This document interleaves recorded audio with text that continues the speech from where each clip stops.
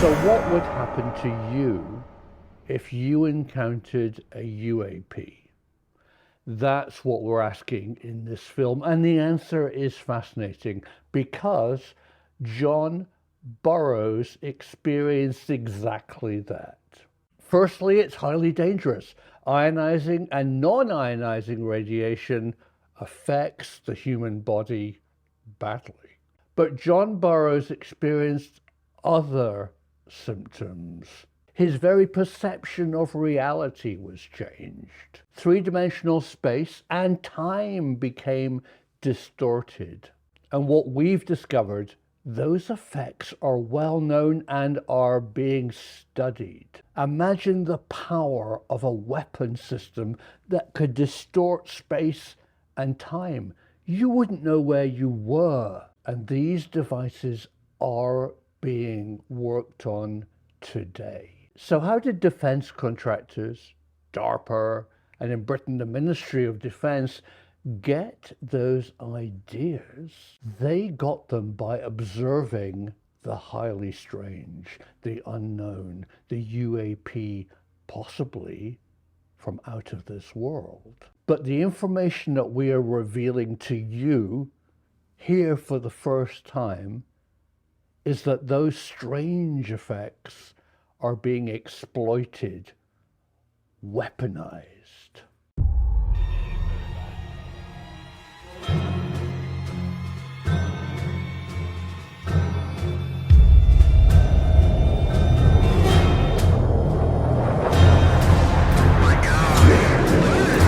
Tonight on the Phenomenon Radio Show, radio broadcast veteran Ray Hobbs, one of the world's most high-profile military experiencers, John Burroughs, researcher and author James Warrow, and filmmaker, YouTuber, and truth stalker Professor Simon.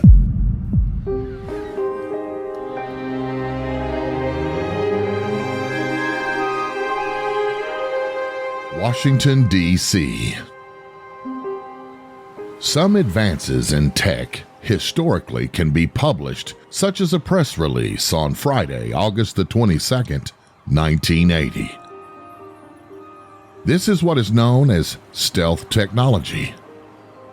A statement by Secretary Harold Brown is quoted as saying, "I am announcing today a major technological advance of great military significance.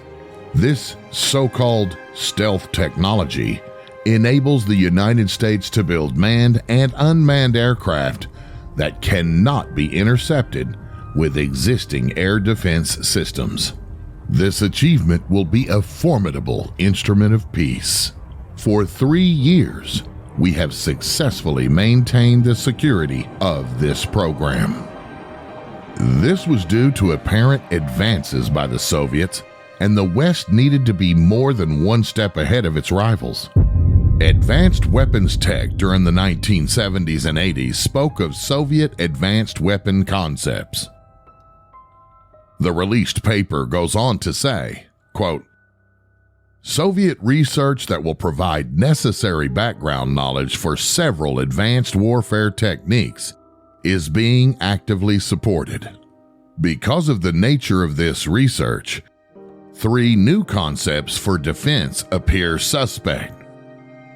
The use of high-intensity electromagnetic radiation detected to an aerospace target, the use of beams of particles accelerated to relativistic speeds and directed to an aerospace target, and the use of plasma bodies generated and accelerated to a target or generated for use as a coupling mechanism to facilitate destruction through concentrated electromagnetic energy."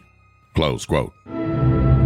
Plasma and electromagnetic energy were also discussed as a part of a UK Ministry of Defense report titled Project Condign, released through a FOIA requested by Dr. David Clark many years later. Even as early as 1979, Alan C. Holt submitted a paper to NASA titled Field Resonance Propulsion Concept, which proposed a method we hear today, as in studying radiation effects on humans from encounters with UFOs.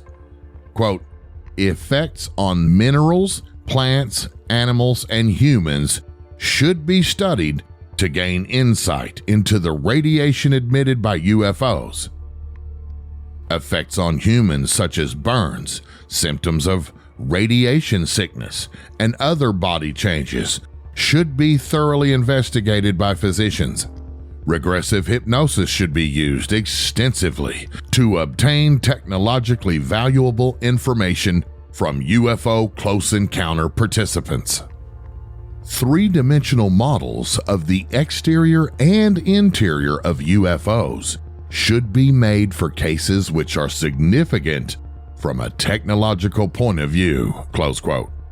Dr. Green told John Burroughs that he learned about what damaged his heart from research conducted at Los Alamos National Laboratory, best known for its part in the creation of the first atomic bomb.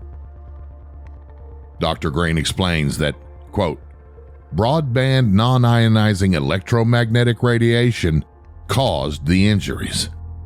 The RF is identified in a dozen classified and half a dozen unclassified studies on cardiological and neurological injuries, not thousands of reports.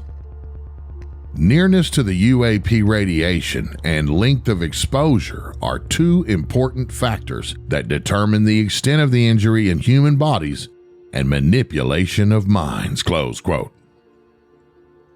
We can also verify SRI interest in non-ionizing radiation from a February 1980 40-page report titled On the Interaction of Non-Ionizing Radiation with People. Keywords include blood-brain barrier, human absorption, thermal effects, experimental data, theory and data review. Non-ionizing radiation includes the spectrum of ultraviolet or UV, visible light, infrared light, microwave, radio frequency, and extremely low frequency called ELF. Lasers commonly operate in the UV, visible, and infrared frequencies. This is the first time on record that injuries and possible connection to UAP exposure have been discussed publicly from a senior source pertaining to a known serviceman involved in a well-documented UAP case. A more recent release of documents that were part of an advanced aerospace weapon systems application contained the following information titled Anomalous Acute and Subacute Field Effects on Human Biological Tissues by Dr. Christopher Green. Preface and summary. Several years ago, 3 previous fit and active individuals experienced an anomalous aerospace-related event. Within 72 hours, they suffered medical signs and symptoms. These included almost immediate arrhythmia, heat and redness over exposed skin, and varying degrees of the following as a function of their body surface exposure times: fever, pain, headaches, numbness and paresthesia, malaise, diarrhea, loss of hair and alopecia, skin eruptions and boils, cardiac palpitations, beginnings of what were to become chronic headaches and symptoms of insomnia and other sleep and dream disturbances, moderate to occasional severe anxiety and insomnia. 2 of the persons also experienced photophobia, dry and scratchy, stinging eyes, and extreme inflamed bloodshot scleria with soft tissue swelling of the eyelids. 1 of these 3 experienced moderate blood dysplasia and signs of radiation illness, and over several years developed signs of malignant transformations. Extensive but controversial investigations reveal the three men were subjected to an accidental exposure in a near field to broadband ultra-high radio frequency mixed radiation of RF non-ionizing electromagnetic radiation and microwave energies centered at about 785 megahertz. The evidence discussed includes scientific material that has been peer-reviewed, contained in recently declassified government documents, and early emergent clinical medical analysis also underway in companion research studies. Based on historical cases, humans have been found to have been injured from exposure to anomalous vehicles, especially airborne, and when in relatively close proximity, the primary mechanisms of the injury are related to electromagnetic radiation field effects. The biophysical characteristics of the injuries are well understood. The energy-related propulsion systems are not well understood. The potential deployment of systems is thus important to understand. Sufficient incidents, accidents have been accurately reported and medical data acquired as to support the hypothesis that some advanced systems are already deployed and opaque to full U.S. understanding. Amongst the most important pathopsychological effects are heating and burn injuries, ionizing and non-ionizing, thermally induced neurological effects of cognitive central nervous systems, neuromuscular central and autonomic nervous systems, O-sensory peripheral nervous systems of the neuropsychiatric, neuroendocrine, auditory, cranial nerves 7 and 8, communication and disabled effects, noise and central neurocognitive analysis of clinical diagnostic codes, together with environmental conditions observed during anomalous events, are clustered in a meaningful way.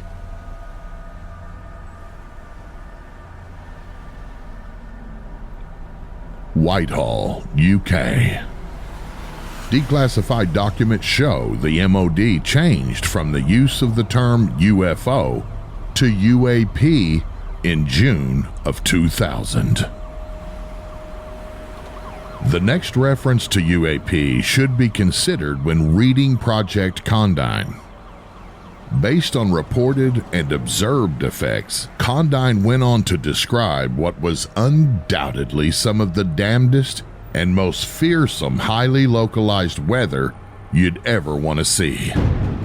Generating electromagnetic anomalies, forcing pilots to take potentially catastrophic evasive action, subjecting observers to radiation exposure, and even provoking hallucinations and lost time events. UAP, reported Condign, even held promise for weaponization. The relevance of plasma and magnetic fields to UAP was an unexpected feature of the study. It is recommended that further investigation should be undertaken into the applicability of various characteristics in various novel military applications. With respect to the possibility of the use of plasmas for military applications, such as target radar signature control and antennas, it is noted that the implications have already been briefed to the relevant MOD technology managers. Project Condign was classified secret UK eyes only, with only 11 copies having been made, most of which went to intelligence personnel. Bear in mind that at the time the document was written, secret was defined as information the compromise of which would, for example, raise international tension, damage seriously relations with friendly governments, threaten life directly, or cause serious damage to the operational effectiveness of security of the UK or allied forces, or the continuing effectiveness of highly valuable security or intelligence operations. Project Condign's final report contained a statement that the well-reported Rendlesham Forest Bentwaters event is an example of where it might be postulated that several observers were probably exposed to UAP radiation for longer than normal UAP sighting periods. What they encountered, and some ammunition in their own respective fights for justice. There are a number of intriguing references to technology acquisition, including from the author's working notes. Quote, try to discover whether any scientific facts can be elicited from these phenomena, whatever they may be, which might be made use of by the UK for military purposes, close quote. In particular, propulsion, stealth, and novel electromagnetic technologies are of particular interest. Project Condign's final report ran over 460 pages, written by a scientific and technical intelligence specialist, writing for an audience of similar specialists, and the material simply wouldn't be comprehensible to most members of the public. Additionally, several key parts of the report were redacted, as the material is still classified and/or sensitive, and many of the supporting papers that led to the final report are similarly redacted or are outside the scope of the Freedom of Information Act. The head of DI-55 ordered the report's author at the outset to focus his attention only on the possible threat to the UK and technology acquisition, and not X-Files activities such as alien abductions. The report's author, Ron Haddow, refers to his own sighting of aerial phenomena whilst flying with the RAF in the 1950s. He does not reveal any further details in the files. During the 1980s, Ron Haddow advised on the sensor aspects of the Pentagon's Star Wars missile program. Until his retirement, he worked at GEC Marconi, the premier electronics company in the UK, now part of BAE Systems. His expertise lay in electronic warfare, radar, air defense, and guided weapons. According to Dr. David Clark, quote, the Condign report was Haddow's swan song after a lifetime in the world of secret intelligence. His own words reveal that he was aware that it would become a source of speculation and debate for decades to come. But for now, at least he remains in the shadows. Close quote. Past that, the contents of the memorandum get murky, due in large part to the way it was written. However, there are a few key phrases that can be pointed to as identifying the real phenomenon. Key among them, the sentences in the executive summary state that unidentified aerial phenomena exists is indisputable. Credited with the ability to hover, land, take off, accelerate to exceptional velocities, and vanish. They can reportedly alter their direction of flight suddenly and clearly can exhibit aerodynamic characteristics well beyond those of any known aircraft or missile, either manned or unmanned. The MOD admitted that the phenomenon presents itself as having exceptional capabilities, some of which match their second layer of Vallée and Davis's taxonomy of high strangeness, which they label as anti-physical effects. Correlating a number of these effects, along with a number of effects in Layer 4, physiological effects, with effects observed and reported at Rendlesham, leads one to conclude that the author did, to a degree, consider the actual phenomenon in the crafting of the memorandum. Could page 5 of the paper, written by Dr. Harold Prof, allude to part of what may be part of a bigger picture in regards to what was described as observable anti-physical or physiological effects when encountering UAP, as described by Jacques Vallée and Dr. Eric Davis in their paper Incommensurability, Orthodoxy and Physics of High Strangeness, a 6-layer model for anomalous phenomena. The paper is called Advanced Space Propulsion Based on Vacuum, Spacetime Metric, Engineering by Dr. Harold Prof, page 5, Time Alteration. In a space-time altered region, time intervals are seen by a remote observer to vary as relative to the remote observer. Near a dense mass, for example, and therefore time intervals are seen as lengthening in process to run slower, and in the case of a black hole, stop altogether. One consequence of this is the redshift of emission lines. In a space-time altered region, time intervals are seen by a remote observer to vary as relative to the remote observer. Near a dense mass, for example, and therefore time intervals are seen as lengthening and processes to run slower and, in the case of a black hole, stop altogether. One consequence of this is the redshift of emission lines. Should such a time-slowed condition be engineered in an advanced aerospace application, an individual having spent time within a temporarily modified field would, when returned to the normal environment, find that more time had passed than could be experientially accounted for.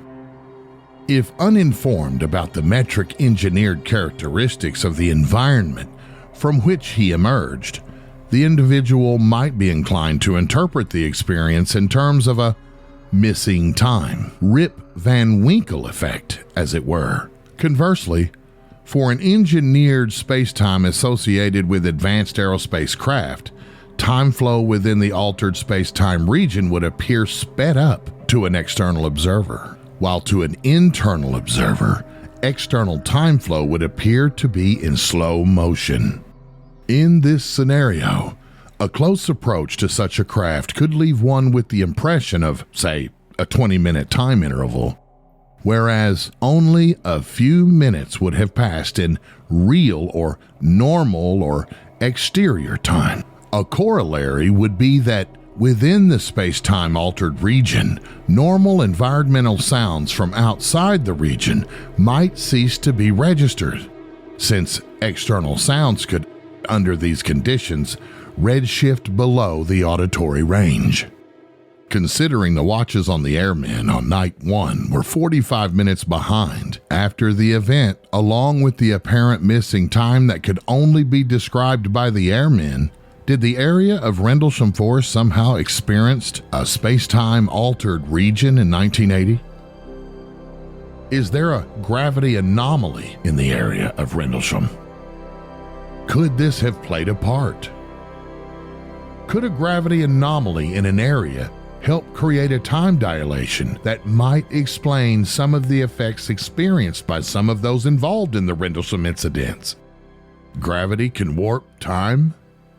Could a gravity anomaly also produce such effects under the right as yet unknown circumstances?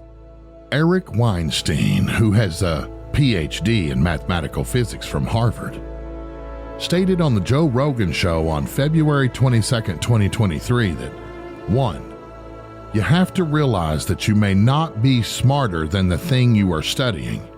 If we study ducks by hiding in a duck blind and using infrared cameras, whoever is studying us is hiding behind something we can't detect and using technology we don't have and is smarter than we are. And number 2, the discussion of micro UFOs, which seem tiny from the outside but expand so much larger when you are inside are instances of space dilation, where there is more space inside what appears to us to be a given volume. Space and time are the same thing. Time dilation is where there is more time inside something that there appears to be from outside the object. If you could get your hands on the levers to change the metrics, space, time. This is what Hal Puthoff calculated. If you could get your hands on the levers and engineer a space-time metric propulsion system, here are the kinds of results you would see. And that wraps up the first half of this 4th edition, and now it's time, as we always do, bring on the Phenomenon Radio team for our post-show panel discussion. First, I want to introduce our researcher, author, James Warrow, who does such a wonderful job compiling so much of the information that we deliver to you. James, welcome to the program. Good evening. And then also want to bring in our film editor, film maker, and like resident truth stalker, Professor Simon. Welcome to the program. Thanks for having me. Yes, absolutely. And last but not least, as introduced, one of the most high-profile UAP experiencers walking alive today on the planet Earth, John Burroughs. John, welcome to the program. In this edition of the program, we covered an expanse of the behind the curtains. You know, when I was narrating this edition, I had this, you remember the old Wizard of Oz movie and how once they got to Oz and they got to the fortress and they made their way inside and they were, you know, dealing with Oz himself. And then sort of like, you know, you get to the part where the curtain comes back and there he is. They discover, wait, all this time we thought that, you know, we were dealing with, you know, something far greater, far bigger, far more astounding. And then you pull the curtain back and you're dealing with a very shriveled up version of a man pulling the levers, and you know, and sort of, you know, torquing us all around. And I've got a few questions that I'm going to pose to you guys because we've only got a short amount of time, you know, in this program, you know, compared to normal programs that we do, but we have reduced the show somewhat. So I want to get right at it. But you know, just that the research that this team has put together, and James again, and as always, hats off to you for the volumes of work that you and John have done. Sits back before, you know, the original Phenomenon Radio program. You guys have been digging into this, and I've just been able to ride along with you, contribute little sprinkles of things here and there. But you guys really are the heart and soul of that drive into that the nucleus of that information, and what you guys deliver in this show is astonishing, you know, because like I said, when I was reading this, you know, there were times where I'm stopping and I'm having to go back and I'm like, did that read right? And then I find myself, I've been sitting here 15 minutes over one sentence thinking, I start out thinking, you guys, that did I read this right? And it goes into, holy shit, did he really say that? And this is talking about specifically, I think it was the Kit Green, you know, what he wrote on Above Top Secret Live and all of that. And, you know, because when you're able to farm some information from somebody so well placed and deeply planted in the intelligence community, and one of those specific branches of a massive community of intelligence and agents and all of that, and then you get horse's mouth. I tell you, what you all just watched and heard in this show has to have you your wheels turning if you're a critical thinker. If you didn't know about that website, you didn't know about that posting from Chris Kittgreen, you have got to be really worked up right now. And and then how they keep these secrets. A lot of work goes into secret keeping and intelligence and counterintelligence, and how things get out, and what resources are going to be used on running this down and this down and this down, and that's a whole nother game. So what, Professor Simon, let me just bring this to your table first.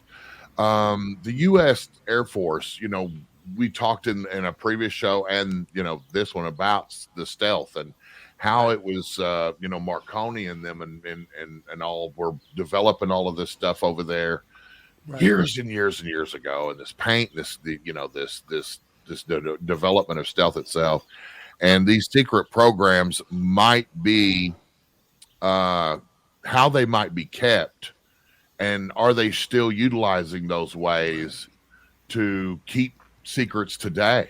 Like, there's a lot of stuff out there that they have to protect from the enemies of freedom and liberty around the world.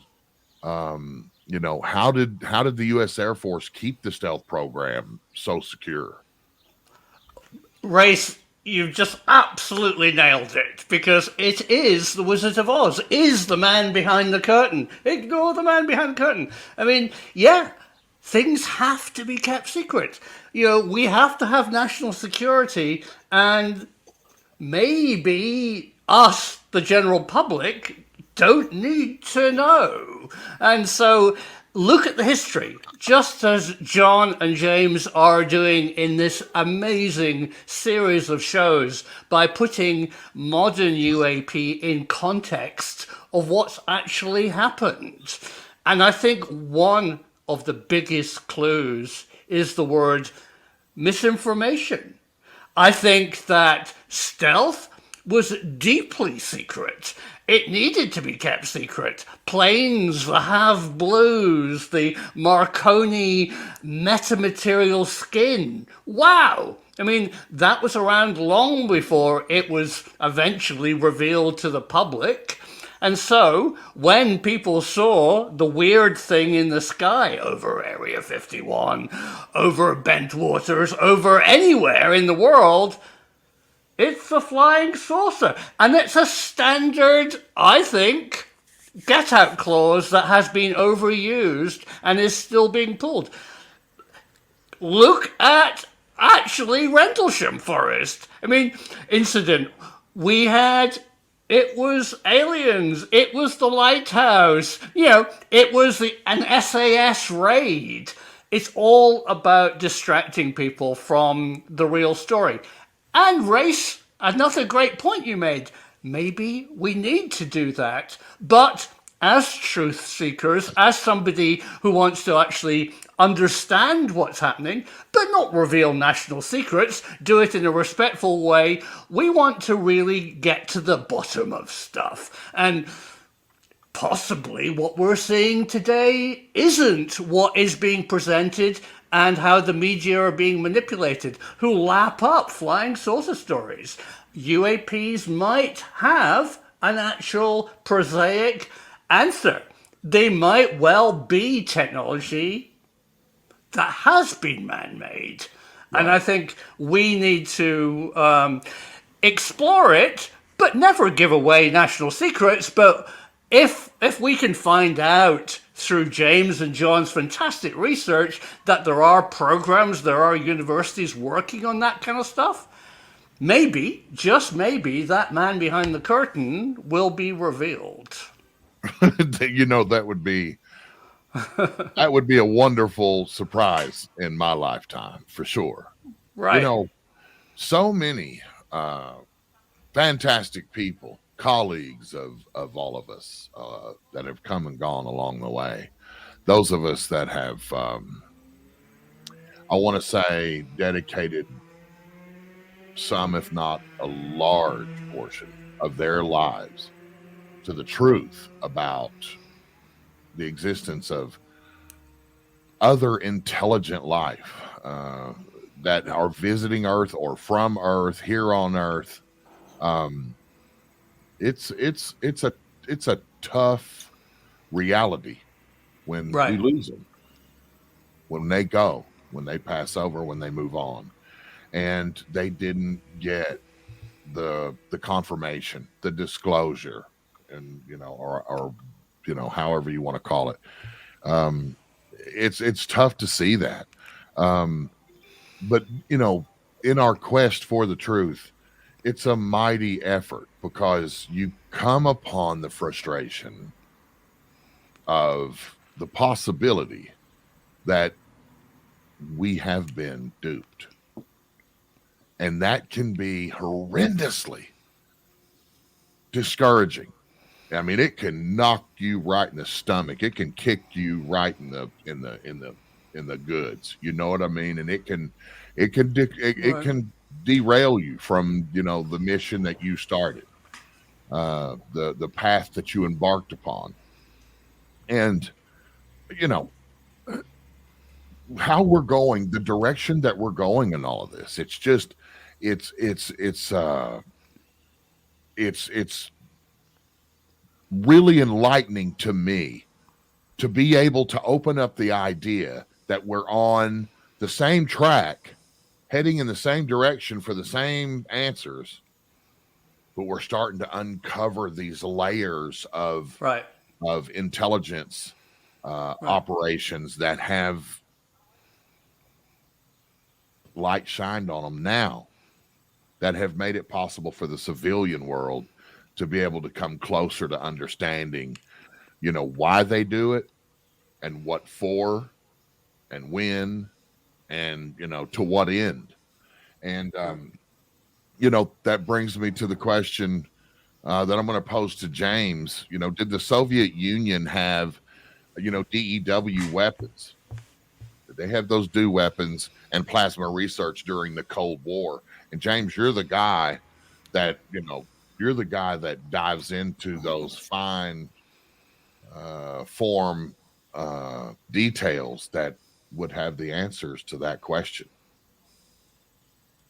Yeah, well, the Soviets at the time were doing everything with along with directed energy weapons and experiments with lasers and all kinds of things. And some of the information that was being gleaned from United States intelligence was that they were creating even things such as um, a generation of plasma bodies that could head towards a target, accelerate towards a target, or actually be used to facilitate, destruction of certain things. And it was when we was discovering, some of the energies that could potentially come off this type of, call it, weapon. Some of it kind of leads to similar sort of descriptions that were in the Project Condign that was released, obviously, 2000s in the 2000s. Um, and to think that this was being recognised in 1976 at the time, and then thinking about some of the issues where we had balls of light near nuclear sites and things like that, led me to investigate and wonder whether or not some of this was the same type of, energy, whether or not it was man-made or whether or not it was something that was unknown that was doing similar things. And later on through the research, I was researching a lot more about plasma and its effects. And then when they dropped the Dr. Green, his statement dropped on ATS, that was just unbelievable because there were some aspects within there that he describes similar sort of research that I was looking at, and also Andrew Pike. I mean, a little story from Andrew Pike as well. If no one's read the great book that he wrote, it was he states in Russia years ago in Russia, they used to get around their street lighting. They had problems with electricals and things like that in certain areas. They didn't have enough power and stuff. And so what they tried doing was cross beaming two microwave beams, different sort of regulation, that would generate an interference at the crossover and create a ball of light that would give a lot of coverage over small areas, or little small towns and stuff like that. But the only problem was that when a plane used to go across, sometimes this ball of energy used to become somehow detached and fly towards an aircraft. I think Andrew Pike described it as, almost as if this energy was trying to earth itself somehow, in the nearest thing that went past.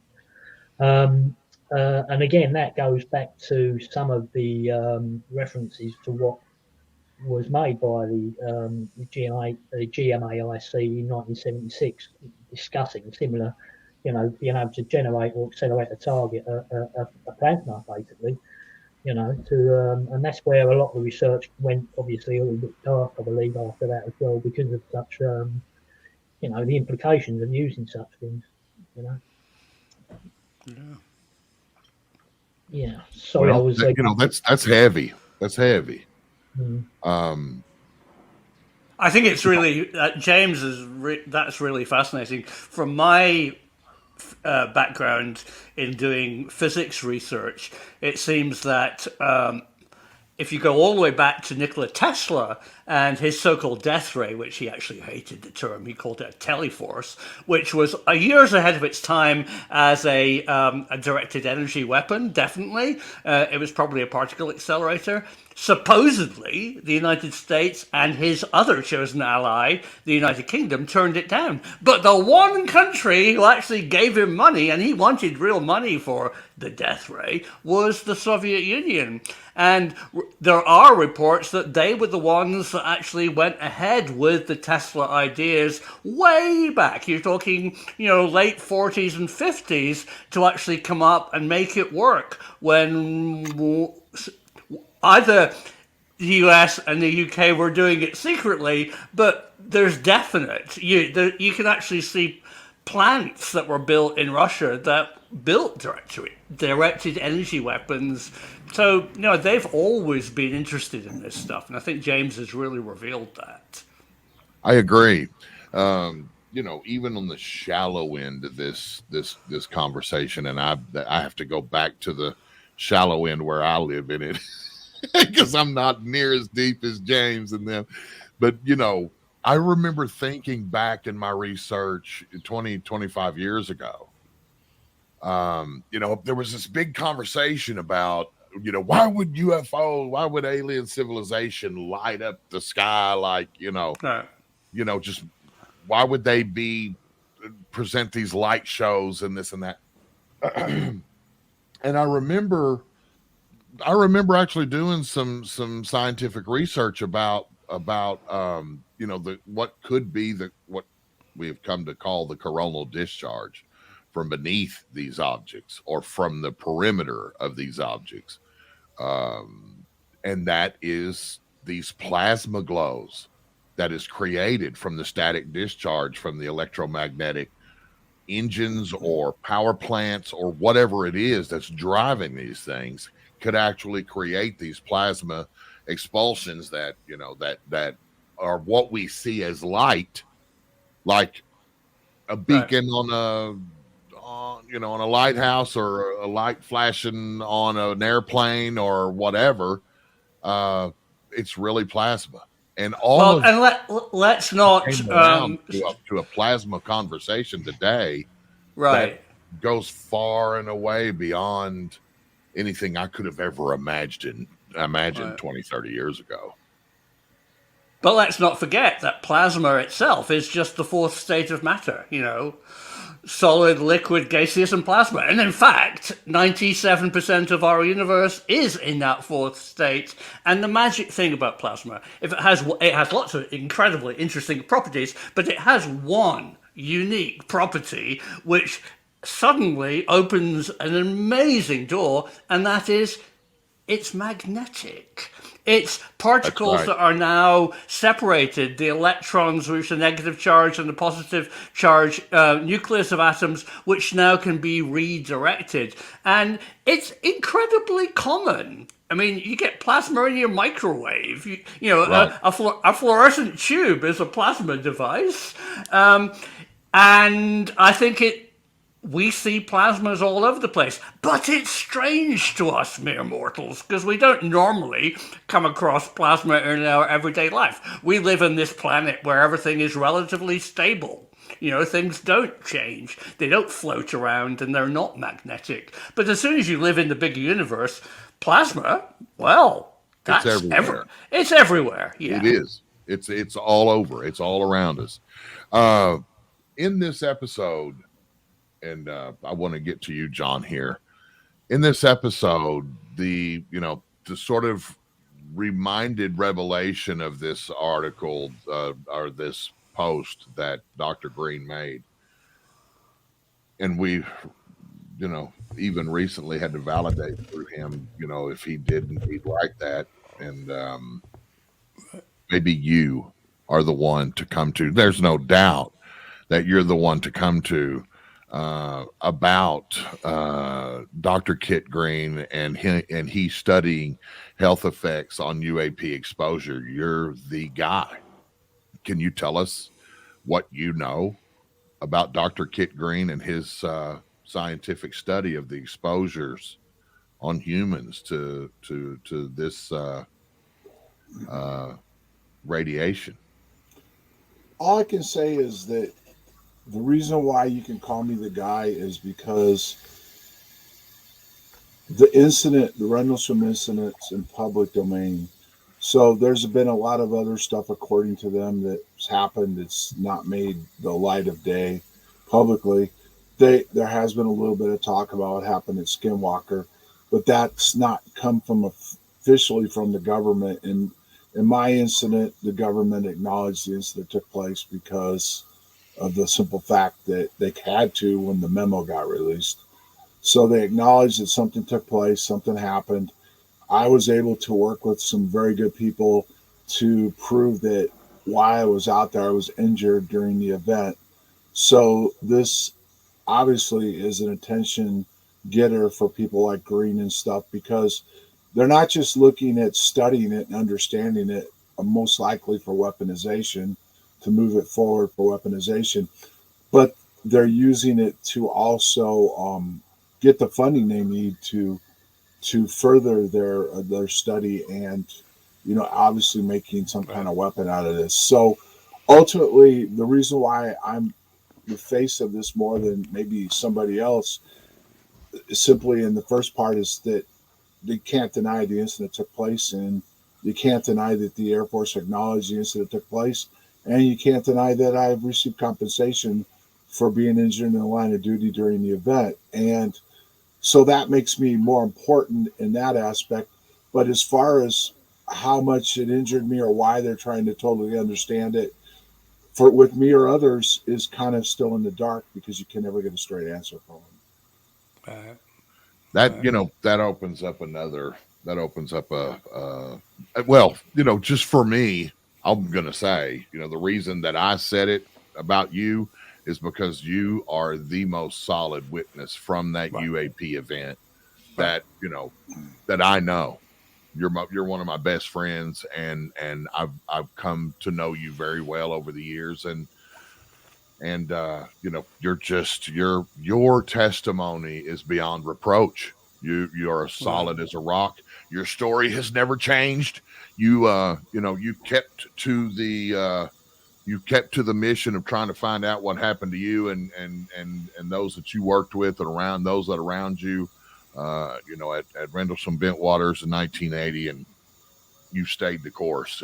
There's never been any additional bullshit that jumps up here and there and everywhere, like with so many others over the course of time. You gave it to us, and you gave it to us on the level, and that I love about you and truly appreciate about you. But a big part of the revelation of a revelation about your truth came from the Condign report. James, I want to jump over to you real quick. What was the purpose? So many of us that are deep into this already know this, but I want to bring this question to those out there who are just now coming onto this or just now learning about these aspects of what was going on over there in the UK with the study of non-ionizing radiation and its effects on human beings. What was the Condign report? Well, to cut it rather short, really, Project Condign was wrapped up in a ball that was basically a study to examine a potential UAP, try to understand its nature, its effects, and whether or not the Ministry of Defence could actually weaponise some of the aspects of the UAP. With this is probably where John kind of came against a brick wall in a previous episode, I believe, whereby he was denied, any more correspondence towards, trying to verify if there was any kind of, any unclassified material that could pertain to any of this. But I say, John will tell you he hit a bit of a brick wall when it came to this. And when you actually look into the injuries, the energies they were discussing, a lot of that has also been kind of confirmed by other people like Paul Devereaux, the frequencies, Massimo Teodorani as well. He's done extensive work on a lot of this UAP. Again, the reason I always go down a plasma route, just to make things clear, is literally it's because obviously I'm investigating Rendlesham, and that's what I see, and like a few selected others see as a huge potential in what some of the effects were that people were actually seeing. Obviously I've got views on other things as well. I just wanted to make sure that I'm not completely obsessed with plasma. But yeah, to actually see an actual a Ministry of Defence document looking at exactly what Andrew Pike, myself, and others have been candidly trying to investigate, to see the way it was written in there was very eye-opening, in my opinion. It's worth a read, as I said. It's worth a read. If anyone gets a chance, it's a long read, and I can get the chance to read it, please do, because it's very, very interesting indeed. For me, it was an eye-opener because I think it reveals a hidden truth. I think it reveals a link that the MOD were looking at UAP, whatever they are, as a natural phenomenon, as an alien force, as a weapon, right back to the end of World War II. I mean, I think that's what the report, for the first time, reveals to me. And so it opens the door into realizing that there's people behind the scenes working on all of this. And as we continually use the brilliant word, weaponizing it as a potential, whatever it is. If it's an alien force, if it's a natural force, if it's a man-made force, the Condign report really said that the MOD are taking it seriously and have taken it seriously for years. And there's no question about it. Right. And, driving the clock back really for me is the one thing that levels my brain back to ground zero where it needs to be. Not taking anything from Clyde Lewis. I love you, Clyde. But ground zero is where, things were in the sky, reported in the sky, seen in the sky. Long before all of this amazing technology that we have in our possession today. And a part of that discussion is that is probably why they want to covet this so closely to the vest and not let anyone know about it. It's not that humanity can't necessarily handle it. And the breakdown of social structures worldwide and everyone just going into social and global collapse. Society is stronger than that, more resilient than that, I think. And I'm looking at the clock and we're up against it, but there was another portion of this show I wanted to touch on with John. Just lastly, John, we talked about John Alexander. We have conversations with him about him, and how he's up to the throat, in the know with all of this. And you know, what are your thoughts about his research into time dilation being maybe used as a weapon? What are your thoughts on that, really quickly? Well, I mean, if you can alter the state of time, you can do a lot with it, including plasmas. But I mean, ultimately, Alexander and all these guys are what you use the word true lies. Summing it up simply is this: they give enough information out to get people that hold the purse strings interested, but not enough to damage national security. And then they try to get the money to advance this exotic technology that they're trying to figure out and make it work. So when you see all this going on, to include the Havana syndrome, which we'll go into a different episode, it's interesting that everybody says it's real. People have been injured, but Lou Elizondo has come out and said that you have to look at it involving with UAPs. And one of the biggest reasons I think is simply because it involves EM frequencies. And what has the intelligence agencies done? They've stonewalled UAP stuff. They've also said there's nothing to see with the Havana syndrome. It's not real. There's nothing there to create the effect, and we have to move on because it's things like people have pre-existing conditions or the environment itself has created this.